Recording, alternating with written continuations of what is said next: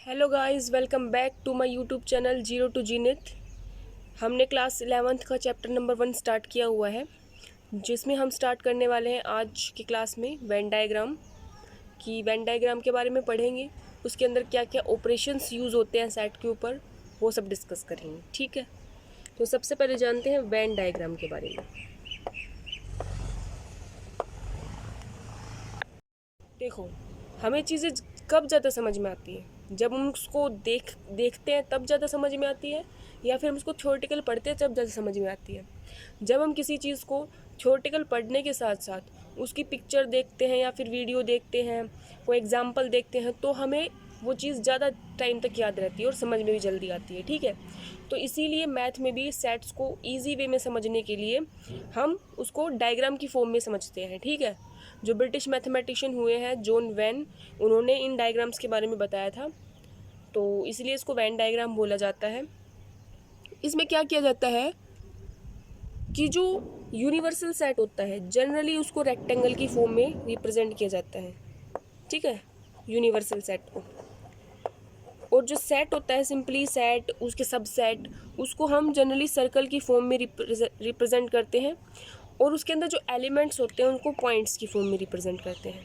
ठीक है, पॉइंट्स की फॉर्म में। तो अब हम पढ़ने वाले हैं कि सेट के ऊपर कौन कौन से ऑपरेशन अप्लाई हो सकते हैं, जिसमें सबसे पहला हम पढ़ने वाले हैं यूनियन ऑफ ए सेट के बारे में। तो यूनियन का मतलब यहाँ पे क्या है, यूनियन का मतलब क्या होता है, इकट्ठा करने, एक ग्रुप बनाने एक प्रकार से।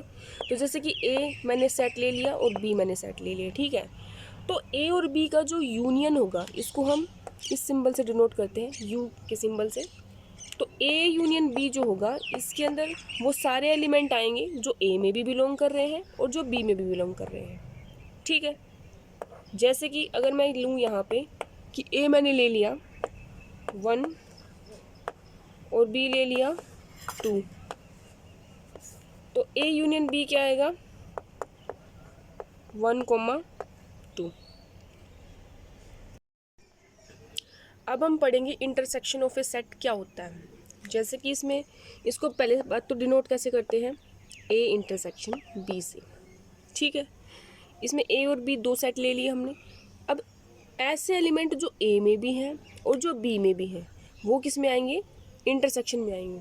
ठीक है, यानी कि एक प्रकार से जो कॉमन एलिमेंट होता है उसका ये सेट होता है, कॉमन एलिमेंट्स का सेट होता है ये। ठीक है, अगर डायग्राम की फॉर्म में देखा जाए तो जैसे कि ये यूनिवर्सल सेट ले लिया हमने, ठीक, ये ए सेट ले लिया, ये बी सेट ले लिया, ए और बी। अब ये चीज़ जो कॉमन है इसमें, वो यहाँ पे क्या रिप्रेजेंट कर रही है, ये ए इंटरसेक्शन बी को रिप्रेजेंट कर रही है। ठीक, अब हम पढ़ेंगे कॉम्प्लीमेंट ऑफ सेट के बारे में। किसी भी सेट का कॉम्प्लीमेंट, जैसे कि मैंने सेट ले लिया ए, तो इसका कॉम्प्लीमेंट कैसे रिप्रेजेंट किया जाएगा, ए कॉम्प्लीमेंट से, या फिर आप ए डैश से भी रिप्रेजेंट कर सकते हो। यानी कि अगर हम इस ए सेट के अंदर जितने एलिमेंट हैं उसको यूनिवर्सल सेट में से घटा दें u माइनस ए, तो वो क्या हो जाएगा, कॉम्प्लीमेंट ऑफ ए सेट। मतलब इसमें वो सारे सेट के अंदर वो सारे एलिमेंट आएंगे जो ए के अंदर कंटेन नहीं करते हैं। ठीक, अब हम इसको एग्जाम्पल के थ्रू समझते हैं। जैसे कि मैंने यूनिवर्सल सेट ले लिया ए बी सी, और ए सेट ले लिया जो इसके अंदर कंटेन कर रहा है ए कोमा बी। ठीक है, अब हम ए कॉम्प्लीमेंट निकालना चाहते हैं, तो ए कॉम्प्लीमेंट क्या आएगा कि यूनिवर्सल सेट के वो एलिमेंट जो ए में नहीं है, यानी कि u माइनस ए, तो वो क्या हो जाएगा हमारे पास यहाँ पे c, ये क्या आ जाएगा हमारा ए कॉम्प्लीमेंट। ठीक, अब हम देखते हैं कि डिसजॉइंट सेट क्या होता है। तो अगर ए एक सेट है और बी एक सेट है, सपोज इसके अंदर एलिमेंट है 1,2 एंड बी के अंदर है 3,4, तो ये दोनों सेट क्या है, डिसजॉइंट सेट है। यानी कि वो सेट जिसके अंदर जो एलिमेंट्स हैं वो अलग अलग हों, जिसके इसके अंदर ए 1,2 है और बी के अंदर क्या है 3,4 है, दोनों में एक भी मैच नहीं कर रहा, तो ये क्या हो गया, डिसजॉइंट सेट हो गए दोनों। अब हम पढ़ेंगे डिफरेंस ऑफ सेट के बारे में। जैसे कि मैथमेटिक्स के अंदर सब्ट्रैक्शन होता है, वैसे ही सेट्स के अंदर डिफरेंस निकालते हैं हम। जैसे कि मैंने दो सेट ले लिए ए कोमा बी, तो ए माइनस बी, जब मैं ए को ए में से बी को माइनस करूँगी तो उसको कैसे रिप्रेजेंट करेंगे, इसमें कौन से एलिमेंट आएंगे, X, such that X is belonging to A but X is not belonging to B. यानी कि ए के वो सारे एलिमेंट इसमें आएंगे जो बी के अंदर नहीं होने चाहिए। ठीक है, जैसे कि अगर ए ले लिया मैंने 1 2 3 और बी ले लिया मैंने 3, तो ए माइनस बी क्या आएगा, ए माइनस बी आएगा आपका 1, 2। यानी कि जो एलिमेंट बी के अंदर कंटेन होगा ना उसको हटा देंगे। ठीक है, अब हम सेट्स की कुछ प्रॉपर्टीज़ के बारे में जान लेते हैं, जिसमें सबसे पहला आता है आपका कोम्यूटेटिव प्रॉपर्टी। कोम्यूटेटिव प्रॉपर्टी, तो इसमें क्या होगा, चाहे वो यूनियन के केस में हो चाहे इंटरसेक्शन के केस में हो। जैसे कि अगर दो सेट लिए हैं ए और बी, तो ए यूनियन बी करूं चाहे बी यूनियन ए करूं, दोनों क्या रहेंगे, सेम रहेंगे। सिमिलरली इंटरसेक्शन के केस में चाहे ए इंटरसेक्शन बी करें चाहे बी इंटरसेक्शन ए करें, ये भी क्या रहेंगे, सेम रहेंगे। तो ये क्या है, कोम्यूटेटिव प्रॉपर्टी है। इसके अलावा दूसरी प्रॉपर्टी है आपकी एसोसिएशन प्रॉपर्टी। एसोसिएशन प्रॉपर्टी, इसमें क्या होता है कि इसमें जैसे कि 3 सेट ले लिए एग्जांपल के तौर पे, तो चाहे मैं ए यूनियन बी पहले करूं यूनियन सी करूं, चाहे मैं A union B union C, यानी कि बी यूनियन सी पहले करूं और बाद में ए के साथ यूनियन करूं, तब भी दोनों का आंसर क्या आएगा, सेम आएगा। सेम प्रॉपर्टी हमारी इंटरसेक्शन के केस में लगती है। एक होती है डिस्ट्रीब्यूशन प्रॉपर्टी, यानी कि इसमें हम दो ऑपरेशन लेंगे। जैसे कि अगर मैं A union B intersection C करती हूँ, तो ये जो है ना, ये इंटरसेक्शन ये दोनों में डिस्ट्रीब्यूट हो जाएगा, यानी कि ए का इंटरसेक्शन सी के साथ भी हो जाएगा, union B intersection C. Means अगर हम चाहे ये निकालें डायरेक्ट चाहे ये निकालें, दोनों की वैल्यू क्या आएगी, सेम आएगी। ठीक है, हम ऐसा भी कर सकते हैं कि ए इंटरसेक्शन बी ले लें यूनियन सी ले लें, तो क्या होगा, पहले ये वाली प्रॉपर्टी लगेगी, यानी कि A union C intersection B union C. तो ये हमारी क्या होती है, डिस्ट्रीब्यूटिव प्रॉपर्टी होती है।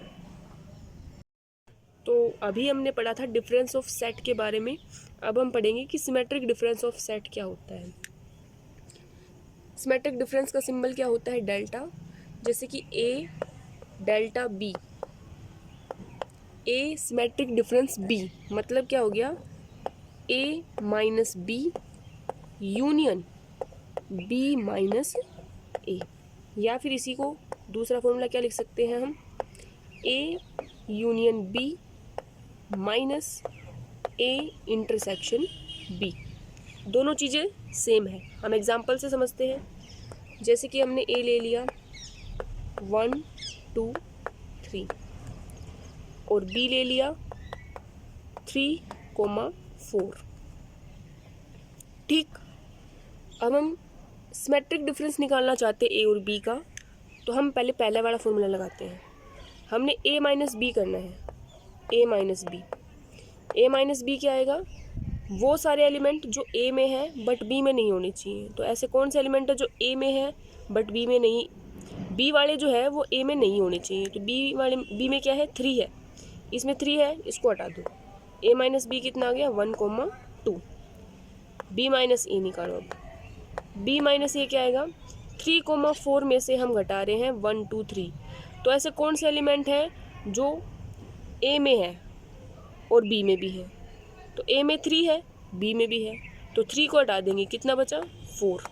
ये बी माइनस ए आ गया और इन दोनों का यूनियन, तो A minus B union B minus A, ये कितना आ गया, ए डेल्टा बी, यानी कि ए सिमेट्रिक डिफरेंस बी कितना आ गया, 1 2 4। ठीक है, ये हमारा सिमेट्रिक डिफरेंस आ गया।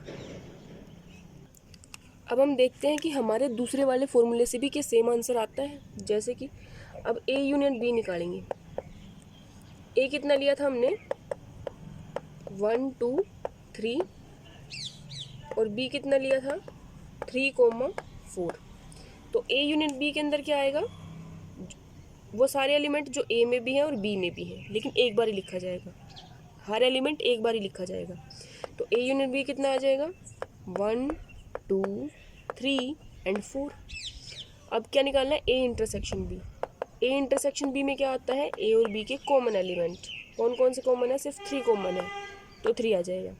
अब क्या करना है, ए यूनियन बी में से ए इंटरसेक्शन बी को घटाना है, यानी कि वो एलिमेंट जो ए इंटरसेक्शन बी में है और वो ए यूनियन बी में भी है, तो उनको हम हटा देंगे। तो क्या बचेगा हमारे पास, ए डेल्टा बी।